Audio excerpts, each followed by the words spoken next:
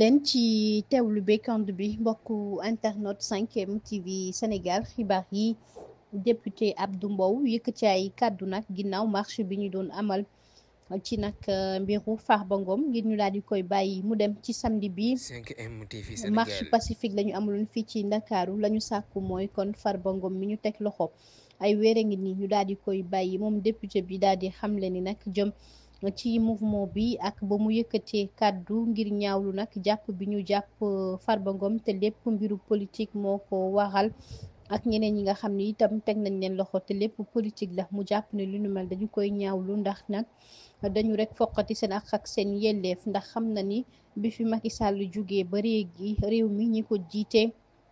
xamuñu xam-xam xamuñu kon rek lan mooy ak yelleef doomu aadama ñàkkam xam-xam boobee tax na moom mu ni day woo askan wi rek ngir ñu jano kii di Ousmane Sonko bu ñu ko may dara nañu topp kon mbir mi rek ba Farba Ngom ñu daal di koy bàyyi ndax moom Ousmane Sonko moo sàkk woon kon ñu jàpp rek Farba Ngom ndax ca campagne ba mu amuloon ca Agnam waxoon na ni kon rek danañ ko tëj ci lu nu mel nag moom la ñu def waaye fi mu nekk nii ñoom taxaw nañu temb rek ngir sàkku ñu daal di koy bàyyi ca nu mu gën a gaawee moom Farba Ngom nekkoon fi député daal di jege itam ki fi nekkoon njiitu réew di Macky Sall ñu toppee ko association de malfaiteurs luubal ak i njuuj njaaj càllalu askan wi ca nag ay weer a ngi nii booboog léegi ñu ngi rek xaar procès def ay pexe wala daal di fiy jële gouvernement bi kàddu yooyu le Pape Malick Ndour yëkkati waaw wala déet mu mel ne avocat wam yi jël nañu ab dogal moom Pape Malick Ndour bokk ci Alliance pour la République daal di publier ab déclaration mu mel ni kàddu ya mu yëkkati dinay coow ginnaaw googee nag ñëpp di ko lynché ci réseau yi jëm nag ci collectif boobee di non lank nag ñu doon amal ab doxu ñaxtu bu ñu sukkandikoo ci responsable politique yi nag wax ji ku nekk nga koy waxee ca namu la arrangé ginnaaw kàddu yooyu ñu jàpp ni nag moom doo doon wax rek jëm ci militant Pastef fii ku ci mel ni Amadou Ba ak Ayib Daffé moom nag Pape Malick Ndour ginnaaw yile kàddu nag jëm ci renversé gouvernement bi maanaam këpp gouvernement bi wala daal di ko fi jëlee 5M TV fexe Sénégal ba ñu jóge fii def ab coup d'état li ñu mel sax tax na ay avocat wam daal di ci addu avocat wam yooyu kon wax ni ay manipulation dongu la waaye nekkul ni ay kàddoom koy moom la daal di def nag jëmi ci kujje gi ma nga doon wax kon jëm ñoom avocat yi ba tey di ko layel ni collectif bi nag la ñuy wax mooy fi mu nekk nii nañu yem ci ñaar ñooñu nga xam ne tudd na leen dong rek moom Amadou moom kii di Pape Malick Ndour ginnaaw nag bu ñu defulee loolu danañu indi rek coow tey boo moyuwul kon danañu rek daal di déposer ab plainte collectif plainte boo xam ne rek dañuy ñaaw lu jëm ci kàddu yu ñaaw ak i rek ay avertissement yoo xam ni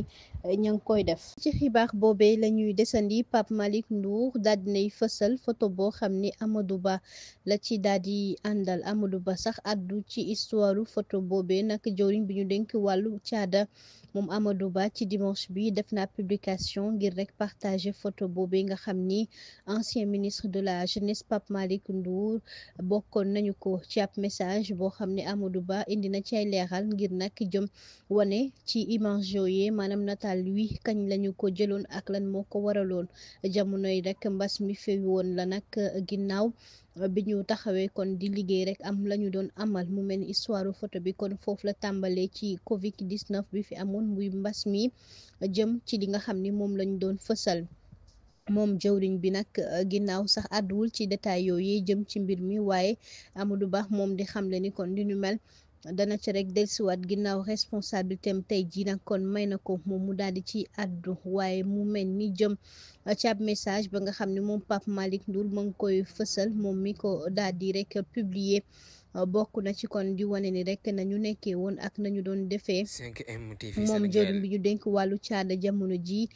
mi ngi wax sax nag ni soo moyuwul mën nañu rek déposer ab plainte jëm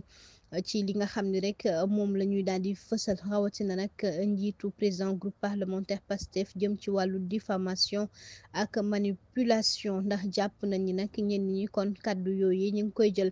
di ko waxee nu leen neexee te demeewul noone te waruñu ko mën a jàppee noone ginnaaw mu jàpp ne vidéo bi nga xam ne fi mu nekk ni nag ñu ngi ko daal di fësal ak itamit rek génne ko mën nañ ci rek def plainte ak i rek lu jëm ci ay kàddu yoo xam ne yëkkati nañu ko loolu yëpp nag fi mu nekk nii ñu bañ fa yegg bokk na ci kon ci république sénégalaise bi ñu ni am nañu place instrumentalisation ci suñu yoon na mu war a defee ak itamit rek noppiloo